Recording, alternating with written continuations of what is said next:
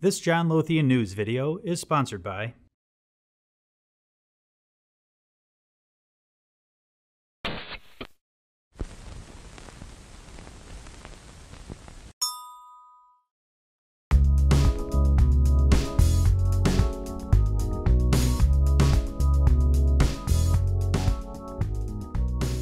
Where are we in the Dodd-Frank implementation process?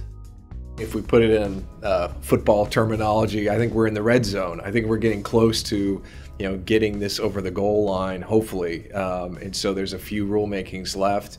I think we're entering in a phase now of making sure the totality of the regulatory situation works together.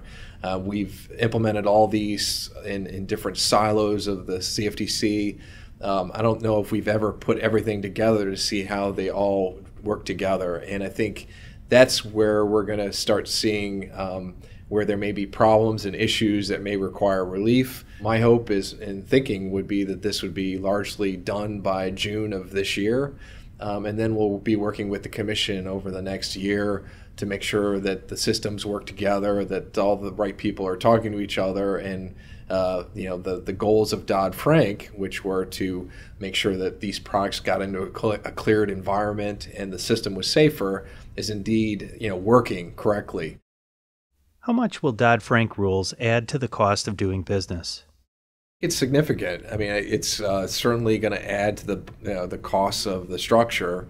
I think you'll be curious to see whether the business model shifts some way in the future in order to accommodate those costs. I mean, I think the FCM community can take on some of those costs, but ultimately those costs will have to be passed on to the customers that utilize the markets.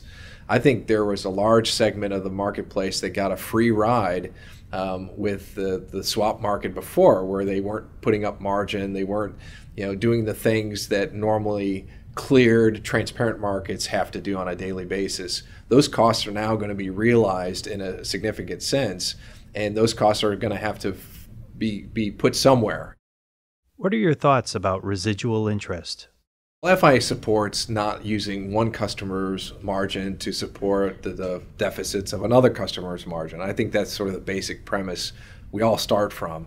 But there is a logistical reality to how margin is collected in our world. And so we understand that there's time that when margin call is made by the clearinghouse to an FCM, that we have to have some period of time to collect that margin from our customers. Otherwise, we're going to face huge funding problems within our industry, which may double the amount of margin. I think our estimate in our comment letter was something in the order of $100 billion more margin in the system. So that is a significant cost that may drive people out of the market completely. What do you see happening with the futurization of swaps? 5 years ago, when I was at the Commission, if we would have saw this conversion of swaps to future, we would have said that this was a huge victory for the industry. This is getting in one of the most regulated, transparent spaces that we know and well. The regulations are well known and resilient. So I don't see this as a bad trend, actually. I think there's going to be a natural, water is going to find its natural settings here over time as the regulations, and the main thing is to make sure that the regulations are risk-based and proportionate.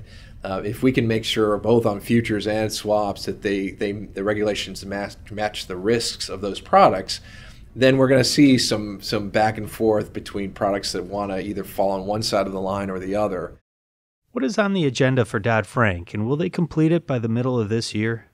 I don't know the complete list, but certainly we've got to take care of CEFs, the capital rules, Core Principle 9. There's a few that are remaining, but I think it's something, and cross-border guidance I think still remains.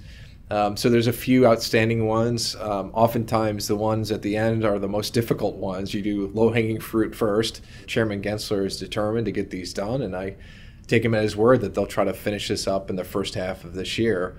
And then we can get to the business of working through how these rules work together. And I think most of the industry is trying to look past sort of the regulatory phase to the growth and opportunity phases that will face the industry in the second half of this year.